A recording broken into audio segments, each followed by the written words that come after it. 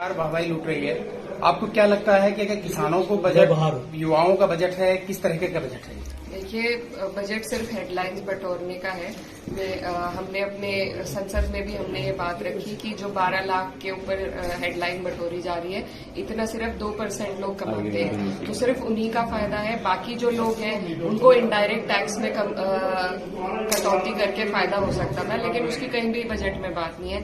न हमारे किसानों की बात है, महिलाओं की कोई बात नहीं है, युवाओं के रोजगार की कोई बात नहीं है, न मजदूरों की कोई बात है। तो बजट सिर्फ एक फंडे पे हेडलाइन बटोरना है, उसके अलावा कुछ नहीं है। अच्छा, लोकसभा चुनाव में जिस तरह से समाजवादी पार्टी ने बम्पर जीत हासिल की, उसके तत्काल बाद में उपचुनाव हुए, उसमें डिफीट मिली समाजवादी पार्टी को, क्या वजह रही? क्या मैनेजमेंट थोड़ा सा मिसमैनेजमेंट हुआ? क्या वजह रही?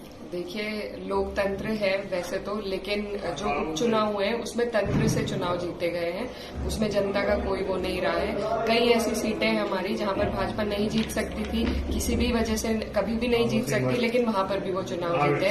तो जिस तरीके से लोकतंत्र की धज्जियां उड़ाई जा रही है वो सबके सामने है। इलेक्शन कमीशन जिस तरीके से अनदेखी कर रहा है वो भी सबके सामने है। तो ये जो बाई इलेक्शन है ये सरकार के होते हैं और उन्हीं के दबाव में प्रशासन ने, सभी लोगों ने मिलकर उनकी झोली में ये 9 सीट डाल दी है, जो कभी से कभी भी उन्हें नहीं मिल सकती। अच्छा, वेस्ट यूपी गन्ना बेल्ट कही जाती है और इस बार जो दाम है, समर्थन मूल्य है, उसको नहीं बढ़ाया गया है।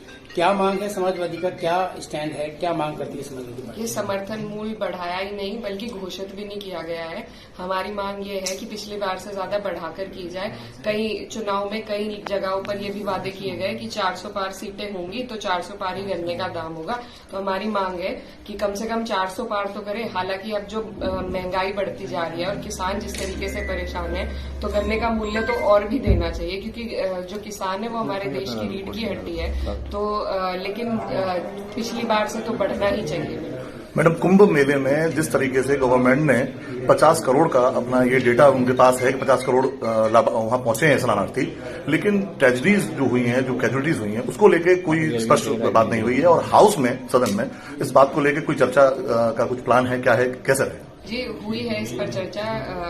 जब प्रेसिडेंट का अभिभाषण था उस पर भी अध्यक्ष जी, राष्ट्रीय अध्यक्ष अखिलेश यादव जी ने कुंभ पर ही बात करी। बजट में भी उन्होंने सबसे पहले कुंभ का मुद्दा उठाया था, लेकिन सरकार इन चीजों पर चर्चा नहीं करना चाहती, सिर्फ बातों को टालना चाहती है। जो वहां पर जिस तरीके से वीडियो हमने देखी है और जिस तरीके से जो बुलडोजर से लाशों को उठाया गया है, तो जो मरने वालों की संख्या है वो बहुत ज्यादा है, लेकिन अभी तक वो डिजिट सरकार नहीं दे पाई है। न ही जो लोग वहां पर आपस में बिछड़ गए हैं उनको भी ना तो ढूंढ पाई है, ना वो अपने परिजनों से मिल पाए।